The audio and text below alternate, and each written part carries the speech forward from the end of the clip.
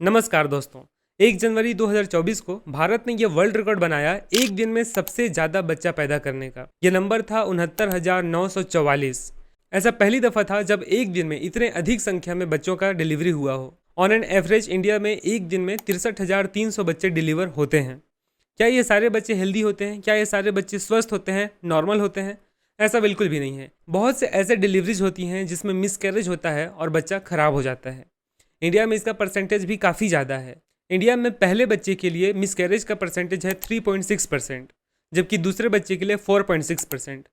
औसतन तौर पे देखा जाए तो हर 100 में से 4 ऐसी प्रेगनेंसी होती है जो कि मिसकैरेज की वजह से खराब हो जाती है। इतनी अधिक संख्या में मिसकैरेज होने का आखिर कारण क्या है? भारत में कुछ इन्फेक्शंस जैसे कि टीबी, मलेरिया, सिफिलिस ऐसे ढेर सारे इन्फेक्शंस हैं जिसकी वजह से मिसकैरेज हो जाता है। कभी कभार महिलाओं की बच्चादानी में कोई परेशानी होती है, उसकी वजह से मिसकैरेज हो जाता है। कभी हमारे क्रोमोसोम्स मतलब कि जीन्स में कुछ एबनॉर्मेलिटी होती है, उसकी वजह से बच्चा खराब पैदा होता है और मिसकैरेज का शिकार बन जाता है। कभी कभी शरीर में हार्मोन्स की कमी हो जाती है, इसकी वजह से बच्चा खराब हो जाता है। ऐसे ढेरों फैक्टर्स मिसकैरेज के कारण हैं, लेकिन इन सब को बचाया जा सकता है एक तरीके से, अगर आप प्रेगनेंसी के टाइम में बार बार हॉस्पिटल विजिट करते रहें। यही चीज़ इंडिया में काफ़ी अधिक पॉपुलेशन होने की वजह से पॉसिबल नहीं हो पाता है।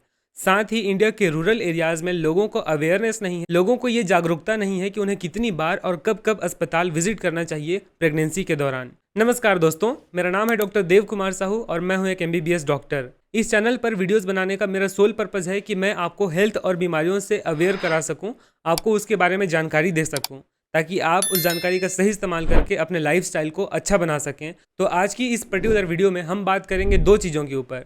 द फर्स्ट थिंग कि प्रेगनेंसी के दौरान आपको कितनी बार और कब कब हॉस्पिटल विजिट करना चाहिए। सेकंड थिंग कि आपको कौन कौन से वो जांच कराने चाहिए, कौन कौन से वो टेस्ट कराने चाहिए जो आपके बच्चे की सुरक्षा को सुदृढ़ करता है। चलिए बिना किसी देरी के वीडियो को स्टार्ट करते हैं और आज कुछ नया सीखते हैं। वैसे देखा जाए तो आपको एक प्रेगनेंसी के दौरान कम से कम 12 से 15 बार अस्पताल में विजिट करना चाहिए, अपने बच्चे की जांच करानी चाहिए। जैसा कि मैंने कहा कि भारत का पॉपुलेशन काफ़ी ज़्यादा है, तो इतने अधिक संख्या में हॉस्पिटल जा पाना पॉसिबल नहीं हो पाता है। इसको ध्यान में रखते हुए भारत की सरकार ने ये नियम लाया है कि कम से कम आपको 4 बार हॉस्पिटल विजिट करना है जब आप प्रेग्नेंट होती हैं। लेकिन अगर आप चाहते हैं कि आपका बच्चा सुरक्षित रहे तो डेफिनेटली आपको 12 से 15 बार हॉस्पिटल विजिट करना चाहिए। मैं आपको बताने वाला हूं कि आपको कब कब और कितनी बार हॉस्पिटल जाना है जब आप प्रेग्नेंट होती हैं। शुरू के 6 महीने तक हर महीने एक बार आपको अस्पताल जाकर के जांच कराना है। 7वें और 8वें महीने में आपको महीने में 2 बार जाकर के अस्पताल में जांच कराना है। जब 8.5 महीने पूरे हो जाते हैं, मतलब कि 9वां महीना अपने अंतिम कगार पे होता है, जब 36 सप्ताह पूरे हो जाते हैं, उसके बाद आपको हर सप्ताह हॉस्पिटल एक बार जाना जरूरी है जांच के लिए। तो इस तरीके से देखा जाए तो आपको एक प्रेगनेंसी के दौरान पे 12 से लेकर के 15 बार अस्पताल जाना चाहिए। लेकिन अगर आप किसी ऐसे एरिया में रहते हैं जहां पर बार बार हॉस्पिटल जाना पॉसिबल नहीं है, तो भारत की सरकार कहती है कि कम से कम आपको 4 बार अस्पताल जाना है अपनी प्रेगनेंसी के दौरान। तो अब मैं आपको बताने वाला हूं कि प्रेगनेंसी के दौरान जब आप अस्पताल विजिट करते हैं तब आपको कौन कौन से जांच कराए जाने चाहिए। प्रेगनेंसी के दौरान होने वाले टेस्ट को हम 3 कैटेगरी में डिवाइड कर सकते हैं। सबसे पहला रूटीन इन्वेस्टिगेशन, जो कि जब कभी भी आप अस्पताल जाओ तो उसका जांच कराया जाना चाहिए। दूसरा स्पेशल इन्वेस्टिगेशन, जो किसी स्पेशल केस के दौरान पे किया जाता है। तीसरा अल्ट्रासोनोग्राफी, जिसे सोनोग्राफी या USG कहा जाता है। आपको पता होगा कि प्रेगनेंसी के दौरान सोनोग्राफी का जांच कराया जाना बहुत ज़्यादा इंपॉर्टेंट होता है। तो जब कभी मेंस्ट्रुअल ब्लीडिंग नहीं होती है और आप UPT मतलब कि यूरिन प्रेगनेंसी टेस्ट कराते हैं और उसमें पॉजिटिव पाते हैं, तो आपको अस्पताल विजिट करना चाहिए जितना जल्दी से जल्दी हो सके। जितनी जल्दी आप अस्पताल जाओगे उतना ही एक्यूरेट डेट आपको बताया जा सकेगा डिलीवरी का, जिसे एक्सपेक्टेड डिलीवरी डेट भी कहा जाता है। तो जब आप सबसे पहली बार अस्पताल में विजिट करते हो तो रूटीन इन्वेस्टिगेशंस में आपके खून और पेशाब की जांच की जाती है। आपके खून में आपका ब्लड ग्रुप देखा जाता है और RH फैक्टर देखा जाता है। आपको ध्यान देना है कि अगर आपका ब्लड ग्रुप पॉजिटिव है, आपके और आपके पति का ब्लड ग्रुप पॉजिटिव है, तो ये अच्छी बात है। लेकिन अगर किसी महिला का ब्लड ग्रुप निगेटिव है और उसके पति का ब्लड ग्रुप पॉजिटिव है, तो इस कंडीशन को कहा जाता है RH इनकॉम्पैटिबिलिटी। तो ऐसे सिचुएशन में एक कंडीशन होता है जिसे कहा जाता है एरिथ्रोब्लास्टोसिस फेटालिस। पेट में पल रहा बच्चा मिसकैरेज की वजह से जल्दी खराब भी हो सकता है। इसके अलावा कुछ संक्रमण वाले बीमारियों का जांच किया जाता है, जैसे कि सिफिलिस, जो कि सेक्सुअली ट्रांसमिटेड डिसीज होता है। रूटीन इन्वेस्टिगेशन में ही यूरिन का जांच किया जाता है। इस यूरिन में देखा जाता है कि कहीं पेशाब के साथ में शुगर या प्रोटीन तो बाहर नहीं निकल रहा है। कई बार क्या होता है कि जब प्रेगनेंसी होती है और बीपी काफ़ी ज़्यादा बढ़ने लग जाता है, इस कंडीशन को प्री एक्लेम्सिया कहा जाता है। तो ऐसी कंडीशन में जब बीपी काफ़ी ज़्यादा बढ़ती है तो शरीर के अलग अलग अंगों को ख़राब करने लग जाती है। उसमें से एक अंग होता है हमारा किडनी। तो इस तरीके से जब किडनी मतलब कि गुर्दा ख़राब होने लग जाता है तो प्रोटीन हमारे शरीर से, हमारे खून से निकल करके पेशाब के माध्यम से शरीर से बाहर चला जाता है। इस चीज़ का जांच भी रूटीन इन्वेस्टिगेशन में कराया जाना चाहिए। इन सब के अलावा आपके शरीर में खून की मात्रा कितनी है, आपका वजन कितना है, आपके वजन में वृद्धि कितनी हो रही है, इन सभी चीज़ों के बारे में भी आपको अवेयर होना चाहिए। साथ ही आपके शरीर में थायराइड फंक्शन टेस्ट का भी जांच किया जाना चाहिए, क्योंकि थायराइड बहुत इंपॉर्टेंट हार्मोन होता है जो कि बच्चे के विकास के लिए जरूरी होता है। जब कोई महिला प्रेग्नेंट होती है तो मदर का हार्मोन जो थायराइड हार्मोन है वही रिस्पॉन्सिबल होता है बच्चे के अच्छे प्रॉपर डेवलपमेंट के लिए, उसके सही तरीके के उपापचय प्रक्रिया के लिए। इन सब के अलावा आपको एक और टेस्ट जो कि डेफिनेटली कराना ही चाहिए वो है पेप स्मीयर।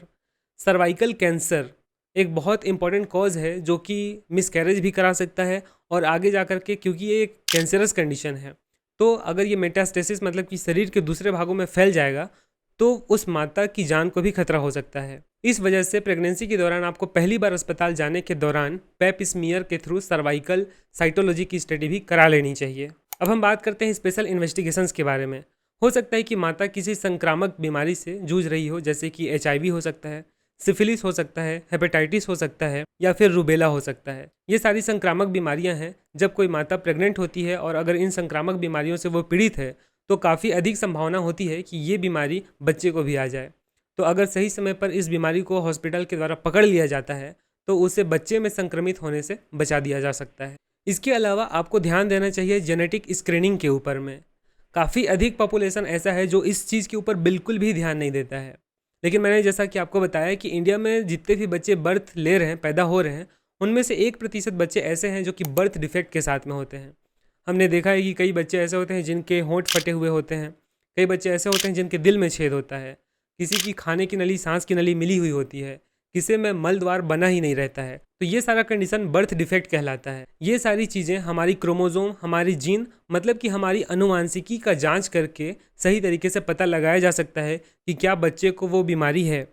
अगर बच्चा इनकम्पेटिबल होगा अपने जीवन के साथ में, मतलब कि पैदा होने के बाद वो जिंदा नहीं रह पाता है, तो ऐसे बच्चे का MTP करा दिया जाता है, मतलब कि डॉक्टर की एडवाइस के थ्रू एबॉर्शन करा दिया जाता है। तो डेफिनेटली आपको जेनेटिक स्क्रीनिंग के इस पार्ट पे भी बहुत ज़्यादा ध्यान देना चाहिए। तो स्क्रीनिंग के अंदर में हम देखते हैं कि माता की खून में अल्फा फीटोप्रोटीन का लेवल कितना है। इसके अलावा कुछ बहुत सारे मार्कर्स जैसे कि ट्रिपल टेस्ट वगैरह कराए जाते हैं। तो स्क्रीनिंग टेस्ट में हमें ये पता चलता है कि कहीं बच्चे को कोई जेनेटिक एबनॉर्मेलिटी तो नहीं है। अब मैं आता हूँ बहुत इंपॉर्टेंट टॉपिक की ओर में, और वो है अल्ट्रासोनोग्राफी। मतलब कि आपको सोनोग्राफी कब कब कराया जाना चाहिए और आपको क्या क्या चीज़ें उसमें जांच कराई जानी चाहिए। तो पूरे प्रेगनेंसी के दौरान आपको 4 बार सोनोग्राफी कराया जाना चाहिए। जब कभी आपका UPT से पॉजिटिव आता है प्रेगनेंसी, तब आप सबसे पहली बार अस्पताल जाती हैं। उस समय कंफर्म किया जाता है कि क्या आप प्रेग्नेंट हैं, क्या जो प्रेगनेंसी है वो आपके गर्भाशय के अंदर है, कहीं नलियों में तो नहीं है। इसके अलावा ये डेटिंग स्कैन होता है जो कि ये बताता है कि आपका एक्सपेक्टेड डिलीवरी ऑफ डेट क्या है, मतलब कि कौन सा वो दिन है जब वो बच्चा पैदा हो सकता है। तो प्रेगनेंसी के दौरान सबसे पहली बार किए जाने वाले सोनोग्राफी को चेक स्कैन या डेटिंग स्कैन कहा जाता है, और ये 6वें से 8वें सप्ताह के बीच में किया जाता है। दूसरी बार सोनोग्राफी प्रेगनेंसी के 11वें से 13वें सप्ताह के बीच में किया जाता है। इस टेस्ट में देखा जाता है कि बच्चे के गले के पीछे में पानी कितना ज़्यादा भरा हुआ है। इसे कहा जाता है न्यूकल ट्रांसलूसेंसी टेस्ट। अगर ये टेस्ट पॉजिटिव आता है तो इसका मतलब है कि बच्चे को कोई अनुवांशिकी बीमारी है, मतलब कि कोई जेनेटिकल डिसऑर्डर है। ये हो सकता है कि उन्हें डाउन सिंड्रोम हो या कोई अदर ट्राइसोमी वाली कंडीशन हो। तीसरी बार सोनोग्राफी प्रेगनेंसी के 18वें से 20वें सप्ताह के बीच में किया जाता है, जिसे कहा जाता है टीफा स्कैन। इसका फुल फॉर्म होता है targeted imaging for fetal anomaly. इस स्कैन के थ्रू ये देखा जाता है कि बच्चा नॉर्मल है या एबनॉर्मल है, जैसे कि उसके दिल में छेद तो नहीं है, क्या उसका मलाशय बना हुआ है, क्या उसे ट्रैकियोइसोफेजियल कोई फिस्चुला है, क्या उसके रीढ़ की हड्डी में कोई परेशानी है। तो ये सारी चीज़ों को टीफा स्कैन के थ्रू देखा जाता है 18वें से 20वें सप्ताह के बीच में। चौथा और आखिरी सोनोग्राफी आपको प्रेगनेंसी के 32वें सप्ताह के बाद कराना चाहिए, जिसे ग्रोथ स्कैन कहा जाता है। यह स्कैन जरूरी होता है बच्चे की प्रॉपर ग्रोथ को मेज़र करने के लिए। पेट में बच्चा सही तरीके से विकास कर पा रहा है या नहीं कर पा रहा है, इसका पता इस स्कैन के थ्रू लगाया जाता है, जिसे किया जाता है 32वें सप्ताह के दौरान। तो इस तरीके से मैंने आपको बता दिया है कि अल्ट्रासोनोग्राफी प्रेगनेंसी के पूरे ड्यूरेशन के दौरान 4 बार किया जाना चाहिए। सबसे पहला 6वें से 8वें सप्ताह के बीच में, दूसरा 11वें से 13वें सप्ताह के बीच में और तीसरा 18वें से 20वें सप्ताह के बीच में और लास्ट 32वें सप्ताह के बाद। तो इस तरीके से आपको समझ में आ गया होगा कि कब कब आपको कौन कौन से टेस्ट कराए जाने चाहिए। आपको ध्यान देना है कि मिसकैरेज का होने का कारण आपके खून में कमी, आपका बीपी बढ़ा होना, इसके अलावा कोई जेनेटिकल एबनॉर्मेलिटी, ये सारी चीज़ें हो सकती है। तो जब आपको पता होगा कि मिसकैरेज किन किन कारणों की वजह से हो रहा है, तब आप उन सभी से बचने का उपाय कर सकेंगे। अगर अस्पताल में आप बार बार विजिट करते रहेंगे और अस्पताल उस बीमारी को जल्दी आइडेंटिफाई कर लिया, जल्दी पकड़ लिया कोई डॉक्टर, तो जल्दी से आपको ट्रीट कर देगा और बच्चा मिसकैरेज होने से बच जाएगा। आपकी डिलीवरी बहुत अच्छे तरीके से, नॉर्मल तरीके से हो जाएगी और बच्चा आपको हंसता खेलता मिलेगा, ना कि मिसकैरेज हुआ ख़राब बच्चा मिलेगा। मैं आशा करता हूँ कि इस वीडियो से आपको काफ़ी कुछ सीखने को मिला होगा। आपको ये जानकारी मिली होगी कि आप एक सही तरीके से प्रेगनेंसी को कैसे आगे प्रोग्रेस कर सकते हैं, क्या क्या जांच आपको कराए जाने चाहिए ताकि आपका बच्चा सुरक्षित रह सके। मैं भगवान से प्रार्थना करता हूँ कि वो सभी को स्वस्थ और हेल्दी बच्चा दे बिना किसी परेशानी के। इसी के साथ ख़त्म करते हैं आज की इस एजुकेशनल वीडियो को। आई होप कि आपको ये वीडियो काफ़ी पसंद आया होगा। अगर आपको पसंद आया और जानकारी भरा लगा तो इसे लाइक करके अपने दोस्तों के साथ, अपने रिश्तेदारों के साथ इस वीडियो को शेयर करें और साथ ही साथ कमेंट बॉक्स में आपके कोई डाउट हो तो उसे ज़रूर लिखना। मुझे बहुत अच्छा लगेगा जब आपके कमेंट बॉक्स में कोई डाउट हो और मैं उसे सॉल्व कर पाऊँगा। मेरा नाम है डॉक्टर देव कुमार साहू और फिर से मिलते हैं एक नई वीडियो के साथ में, एक नए टॉपिक को लेकर के, नई जानकारी के साथ में। तब तक के लिए आप अपना ख्याल रखिए और अपनी प्रेगनेंसी को सही तरीके से प्रोग्रेस करते रहिए। इसके अलावा मैं एक और वीडियो बनाऊंगा जिसमें आपको ये बताऊंगा कि अपनी प्रेगनेंसी के दौरान आप किस तरीके से अपने सेहत का ध्यान रख सकते हैं और डिलीवरी होने के बाद में आपको क्या क्या चीज़ें न्यूट्रिशन के तौर पे क्या क्या चीज़ें खानी चाहिए जो कि आपके और आपके बच्चे के विकास के लिए हेल्पफुल हो सकता है। तो फिर चलिए मिलते हैं किसी और दिन किसी और टॉपिक के साथ में। Thank you everyone.